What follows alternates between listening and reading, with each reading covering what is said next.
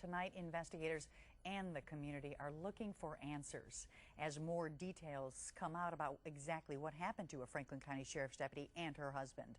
10 TV's Chuck Strickler has more on our big story tonight.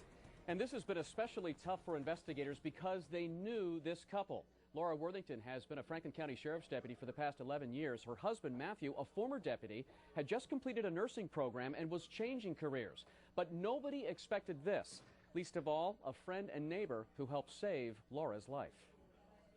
38-year-old Matthew Worthington called 911 after police say he stabbed his wife, Laura, at their Grove City home. Did you stab her? Yes, I did. Get here now. Moments later, police believe Matthew Worthington went outside in the yard and shot himself. Before police officers even arrived here, a neighbor says Matthew called him and he ran down the street to do what he could to help. As Laura was laying bleeding from a stab wound to the throat and trying to talk with a 911 dispatcher, the friend grabbed the phone. Yes, this is a neighbor. I'm here. I got Laura. She's bloody. The dispatcher then goes on to ask where Laura's husband, Matthew, was. I don't know where he is. Okay, all right, because she thinks he may be in the backyard and shot himself. That friend stayed with Laura until ambulances arrived. Laura in critical condition, Matthew dying in the backyard.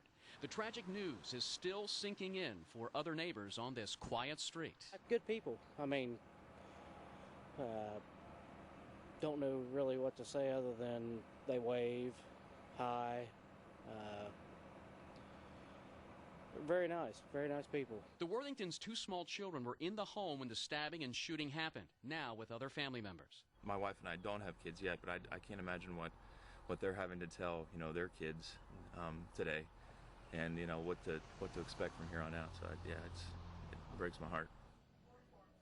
This news very hard for a lot of people to take. Now, investigators want to talk to Laura when they can to find out more about the fight, about the stabbing, and of course about Matthew's suicide. Last word we have from police is that Laura is in critical condition but expected to survive her injuries.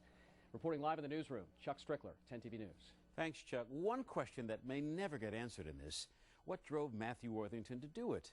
10 TV's learned Worthington was starting a new career. The Ohio Nursing Board says this former sheriff's sergeant became a licensed registered nurse in February.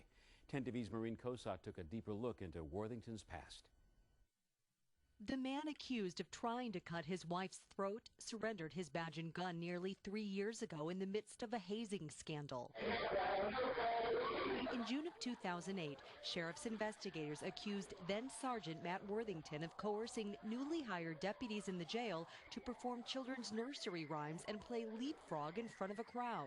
The Internal Affairs report revealed Worthington called it a team-building exercise. Worthington was also under investigation for sexual harassment, accused of having an affair with a subordinate. There were also allegations that Worthington used insulting, degrading, demeaning, and hostile language toward female deputies and threw temper tantrums, creating an atmosphere of fear and intimidation. But Worthington's career wasn't always tainted. In 2006, the former sheriff's diver was off-duty and at home when he raced to try to rescue a man trapped in his car in a pond. Now, investigators must try to understand what caused a man who once clearly valued life to try to take his wife's and to successfully take his own. Maureen Kosok, 10 TV News. 10 TV talked to one of Worthington's nursing instructors at Fortis College in Westerville. She said he was changing his life for the better and that she and others are shocked by news of his death.